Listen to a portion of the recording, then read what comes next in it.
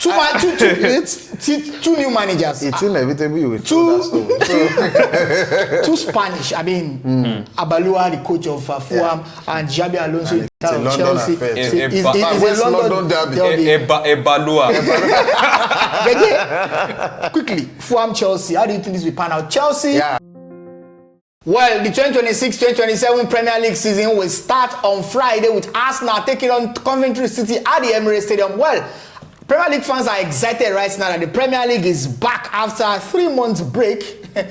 Of course, the first game will be at the Emirates Stadium on Friday between Arsenal and Coventry City. Welcome to another edition of the Sports Angle to review the latest coming from the ever-busy world of sport. Well, it's week 1 of the most exciting league in the world, talking about the English Premier League, and we're so excited that the Premier League is back. I've got my guys here also back. I've got JJ, and of course I've got Joseph. JJ, before we talk about the fixtures we're expecting this weekend in the Premier League, Arsenal's chief executive Richard Garlick said something in the course of the week, and I want us to interrogate that. He said something that he said, well, everyone in the Premier League is expecting clarity regarding Manchester City's financial breaches. Now, for context, City were first charged around 3 years ago, and more than 1.5 years ago, they've concluded hearing of City and, of course, the charges against them. But people are still expecting when the Premier League will make its verdict. I mean, tell us what City have done. I mean, if they have done something, if they have done a jailable offense, jail them. I mean, deduct points. But Richard Garlick is saying that, well, the fact that they're keeping everyone waiting is not making any sense right now. They should tell us the verdict against Manchester City. Absolutely. I think Garlick is absolutely right, because you see, what is good for the geese is good for the gander. And in this situation, it seems like the geese is being treated differently from the gander. And we have Manchester City, we have Everton were docked some points. Yeah, even Chelsea. Chelsea were fined, and a lot of things like that had happened. And we see that there was instant punishment for other teams, but for Manchester City, for the offenders, we're talking about 115 charges. That's a lot. That's a lot. And so I know that a majority of us are looking forward to seeing when there will be the verdict will be passed. But is this not a gang up against Manchester City? Because the CEO of Arsenal was the one who made that statement. Yeah, I think, I know Arsenal finished third, finished second, 3 times in a row. It's just speaking the minds of every other person in the league. But then, you know that even the Premier League themselves, they're not finding it easy, because I tell you, Toby, they've spent over £2 billion on this case themselves. To investigate, to hire professionals to defend them and all. Because Manchester also spend money to defend. Man City paid a law firm. They hired a law firm where they pay £5,000 per hour. Wow, that's a lot of money. That's a lot of money. So you can imagine legal firms in England. They're not cheap, especially if they're representing such big bodies as Man. So it's a case of two superpowers. Man City now see themselves as superpower in England and a mainstay in England, let me say. But then it still doesn't justify the fact that the Premier League, they're not communicating. That's the point now. They're not speaking. They're not telling us what's happening. If give us the time frame. Let us tell us this is where we are at this hearing, and this what is delaying us, or this is the next step we are taking in about this social amount of time. Expect the verdict. Yes, the way it's all seen, it seems like it's some politics playing. Yes, are Man City the ones controlling the FA? Do they have representative in the FA? Or do they have a network of people from Saudi or from the oil-rich nations who are controlling the people in the FA? Something like that. You can always expect that conspiracy will stem out of this. Yeah. And the fact that it needs rival fans or fans from or executives from other clubs to start speaking out, putting pressure on the before Premier you League. take action, or before you come out and open up to say this is what is happening. That speaks volumes about the fairness of the English FA, because right now Everton will never see them with the same highs. Yes. Even Chelsea. Chelsea, they see them as being biased towards. If it happened with Nottingham Forest too. So these teams, they will not think any decision coming from the FA is a fair one. All right. I mean, I'll come back to Joseph in a bit, but this verdict we've been expecting it for a very long time, and then people are actually also reading meanings of maybe double standard from the FA. People are saying maybe because it's Nottingham Forest, it's Everton, and then Manchester City. Now, some people have also linked that to the exit of Pep Guardiola. Pep saw it coming that like they are going to hammer Manchester City, and that's the reason why he left. And then Pep said at the time that he sought clarity from Manchester City board, and they guaranteed him that they didn't violate anything. Of course, they will not open because up. He said if he had violated, he would have walked away. And the fact that maybe that's the reason why he walked away. You see, the reason is because maybe his legacy at Manchester City stand in the limbo. Yeah. Because if they are eventually caught, and if anything is to go by the rumors we are hearing, of course, they may strip them off some titles. And, so winning the Premier League title back to back. So winning the Premier League back 4 times is going to be nothing. Okay. Even winning it for the first time in 2012 is going to be absolute nothing. Okay. So that may be credit to Arsenal, credit to Liverpool. And Manchester United, who were second placed, or they may because I don't think they are going to void those 7 seasons or thereabouts. And so you look at the whole case is becoming messy, but then we must understand as well it's not going to be easy too, because the complications there. The Premier League must ensure that they are fair enough, because they've taken this to CAS, and CAS already vindicated Manchester City. All right, Joseph, I want to get your thoughts on this. And JJ has said, well, it has taken too long for the Premier League to make a decision regarding Manchester City. But I want to talk about the double standard of the Premier League. People are saying that in a league where you have 20 teams, you should treat them equally. I mean, Nottingham Forest, Everton, Chelsea have done something similar. In fact, not as much as Manchester City, and they were punished. For Manchester City, 115 charges. That's a lot. I mean, that's a lot of crime. I'm not sure that they are going to be exonerated from every. I mean, maybe some of it they will escape, but I'm very sure they'll be guilty of some of those charges. Definitely. But speak to that fact that people are saying that there's double standard in the Premier League, more like trying to favor Manchester City. All right, so if I make a statement, or maybe if someone makes a statement and says to another person that you are guilty of 100 things, I mean, just like you said, is it possible that out of all the 100 that you will not see one? I mean, for you to be even guilty or assumed to be guilty or alleged to be guilty of one, I mean, it means you've been doing something fishy. And let me crack a dry joke. I mean, I think the club president, talking about Richard Garlick at this point, has recently eaten ginger, because he's recently gingered about this whole situation. But like, I think let's see the way it goes, because for some people, they give the instance of a link with something happened some years back with Olympique de Marseille. I mean, we've mentioned this in a previous podcast where, the club president of Marseille, talking about Bernard Tapie, was actually sentenced to 2 years in prison, and he ended up serving about 8 months thereabout. And the reason why was that he was, of course, proven to be guilty of, committing a lot of atrocities, particularly match fixing. So, people link it to Manchester City case because, well, it may not really be match fixing that they are actually alleged of breaching. There's the PSR aspect. There's also the manager-player salaries issues also. And there are just several trying issues. to hide some sensitive information. And they've actually not cooperated with investigation. So, here begs the question, just like JJ mentioned, the length of this case is a problem on its own.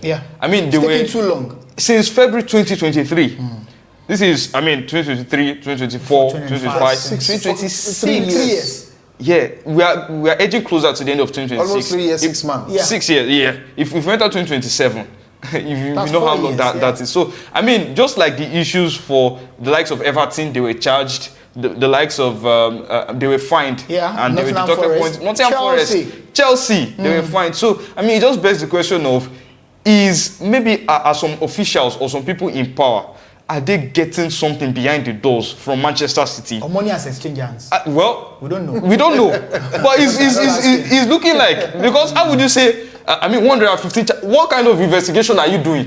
Even EFCC, even ICPC, they will not. This is too long. So it just raised the eyebrows. Around this issue of Manchester City. And for me, it just says a lot, because Arsenal obviously are the most interested, and we know why. Of course. Because of all the back-to-back seasons, Manchester City won the title. Even Richard, I'm trying to understand that statement. Everyone. Is it everyone or Arsenal? because he said everyone. He's trying to be diplomatic. He's trying to be saying everyone. Arsenal finished second three times in a row. Yeah. That automatically means that they win the Premier League title three times in a row. That's what it means. Yeah, that's what it means. And then maybe the likes of Liverpool will get. They'll get two. Liverpool will get two. Man United will get one. Okay, two. 2012 and 2021. Thereabouts. So I mean, Chelsea will get one. I mean, it just gives a lot of credibility to the issue on ground. So I think for me, Richard Garlick, he's very much on point. He's spot on, right? He's spot on with that statement. And the Premier League has to do something in the next coming months or weeks. All right, let's leave that and let's talk about the games this weekend in the Premier League. By the way, like I said the other time, the first game will be on Friday between Arsenal and Coventry City. We're not going to talk about that. Let's start with the early kickoff on Saturday. JJ, All City up against Manchester United. Now, on paper, I will expect... by the way, Michael Carrick has been angry with people saying that United have an easy start to this Premier League season because they are taking on All City. The next game after that will take on, I think, Ipswich Town. So, like, taking two clubs who are coming from the Championship. But All City against Manchester United, JJ, early kickoff on Saturday. United have signed a couple of players, Andre Santos, Yuri Telemans, and then they've agreed a deal to sign Carlos Baleba. That is not official, but of course, United have been able to bring in new players right now. But All City United, do you think it will be a walk in the park for United early on Saturday? In the Premier League, one thing is certain. You never could tell which team you're playing that will be a walk in the park. Yeah. It's always difficult, and especially if you're playing. And don't forget, they are coming from the Championship. They are coming from the Championship. So you don't even know playing them away like from that. home. And it's been 10 years since they were in the league. And so a lot of they call them the Tigers. But then, to be honest with you, if anything is to go by, we should be pumped up as Manchester United. They should be pumped up. The fans should be pumped up thinking that, yes, we've got this easy. It's easy for them because All City, regardless of what they are or who they are from the Championship or from whatsoever, it should be relatively easy for Manchester United to grind a win out of, even if it's not going to be by huge margins, yet they should be able to pick a win from there because a win from there is just going to open up doors of optimism. Among the fan base, everything is good. Everything is going to be positive because if they do start on a losing run with the recent debacle around not signing players by Ineos and all that, the whole situation is going to collapse in again, and the environment will become toxic from the fans to the owners, and so the fans cannot, the players cannot afford to go there and be complacent. And I'm sure Michael Carrick, as experienced as he is, he's not going to go to Hull tomorrow and start thinking, I should pick up a draw or we should not try to lose. He should go there with the focus that we're going to win. All right, so you expect United to win that game? I expect them to win. All right, let's talk about another game coming up on Saturday. Brentford up against Tottenham Hotspur. I'm really interested in this game because Spurs have been able to spend a lot of money in the summer transfer window. By the way, they've agreed a deal to sign Savio from Manchester City and also closing in on a move for Omar Mamouche from Manchester City. They've got in Sandro Tonali. They've got in a lot of players in the summer transfer window. They're playing away to Brentford. Roberto Di Zabi last season. They were very lucky. They practically got safe at the end of the season, but they are playing against Brentford on Saturday away from home. Do you think that people are already saying that we should start talking about Spurs as a title challenger against Brentford? How do you think that will pan out? Well, sometimes you can never count out Tottenham Hotspur to not be Spursy. And we know what we mean by them being Spursy. They've signed a couple of players. Not less than 6 actually at this point. Because, if you look at how their season has gone back to back, finishing close to relegation, although winning the Europa League.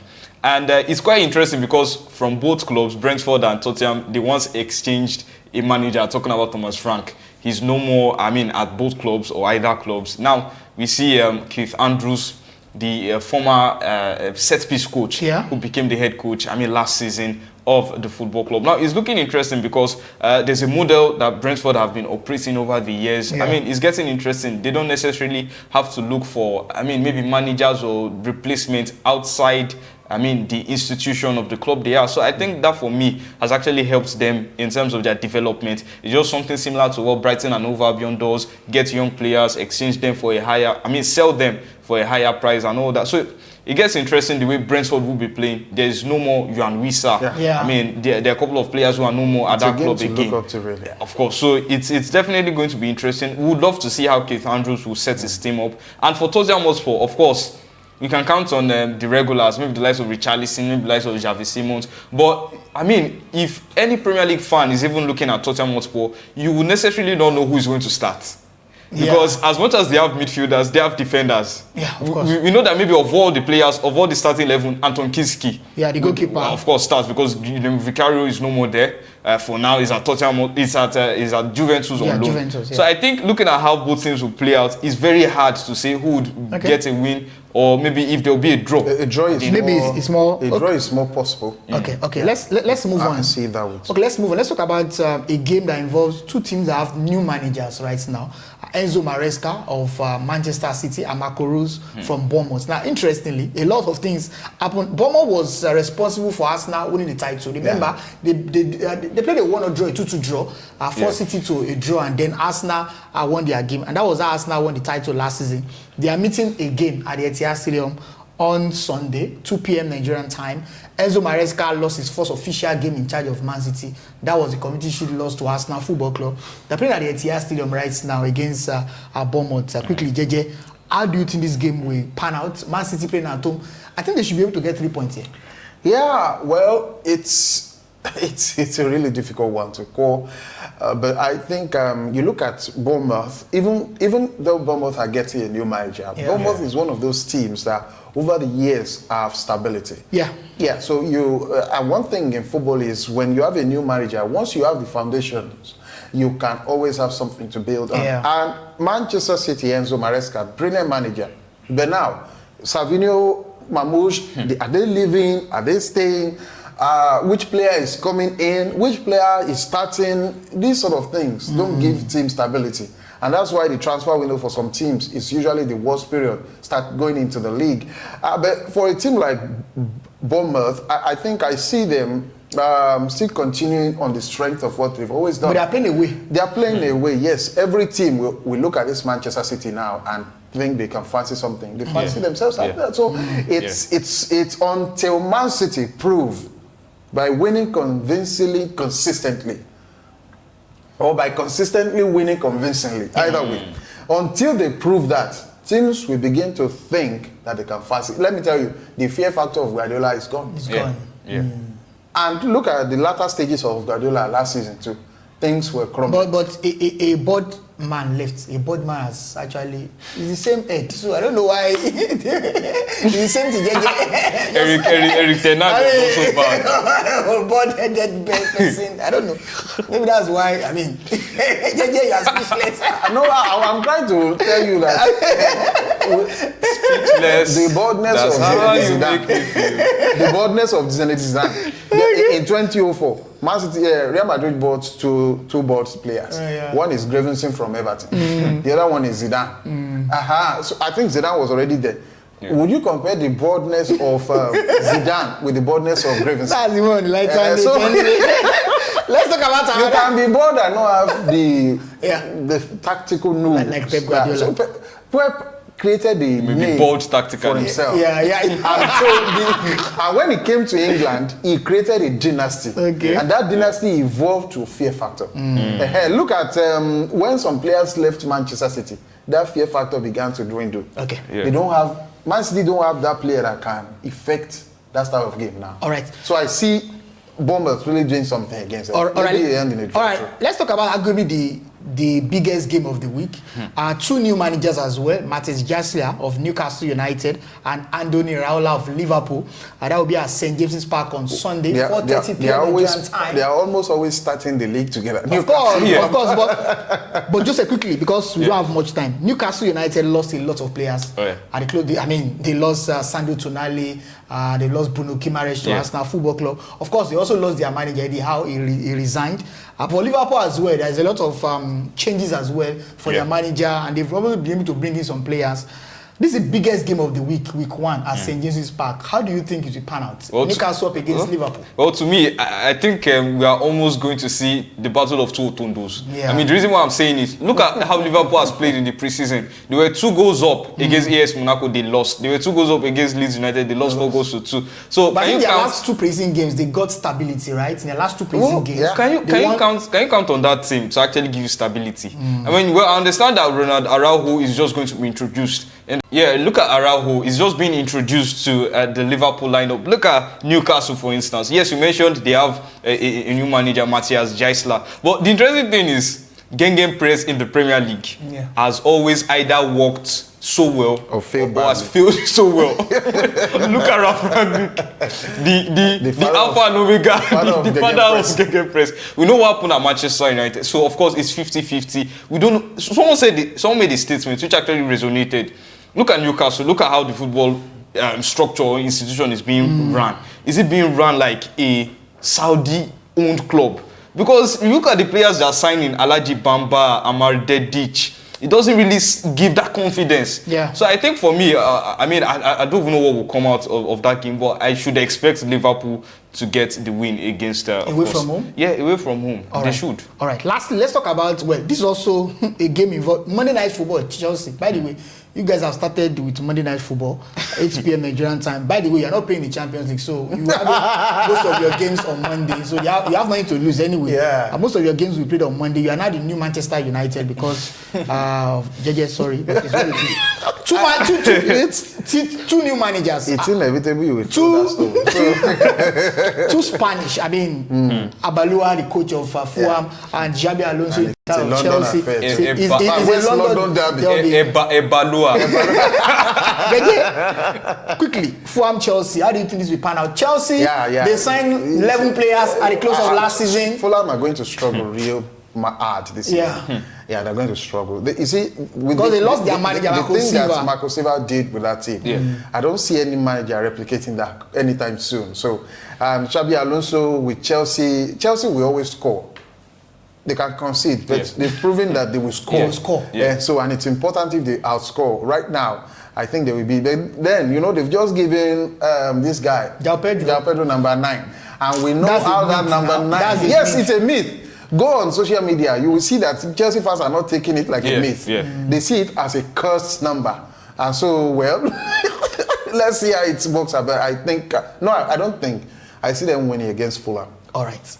That's the package today, Sports Hangouts. Very interesting week 1 of the English Premier League. We've discussed some of the fixtures you should look forward to this weekend in the Premier League. And of course, the talking points about Arsenal's chief executive, Richard Garlick, saying that the Premier League should give us clarity regarding the breaches of Manchester City with money. I hope that will come anytime soon. I mean, that's the expectation that people are expecting, that the Premier League will tell us the next couple of weeks, maybe months, maybe years. We don't know what Manchester City have done, and they will tell us their punishments. Like, share, comment. If you have not done that, let's get your predictions as well. Please, in our comment section, who do you think will get the biggest win this weekend in the Premier League? Do you think that Liverpool will go to St. James's Park to pick a win? What of Manchester United? What of Tottenham Hotspur? They've spent a lot of money. Would you think they will start getting value there for their money from the start of the season? Until next time that we are going to meet, I remain Toby. And I'm JJ. Yes, the start of a fantastic season. I'm Joseph. It's been a pleasure on Sports Hangout.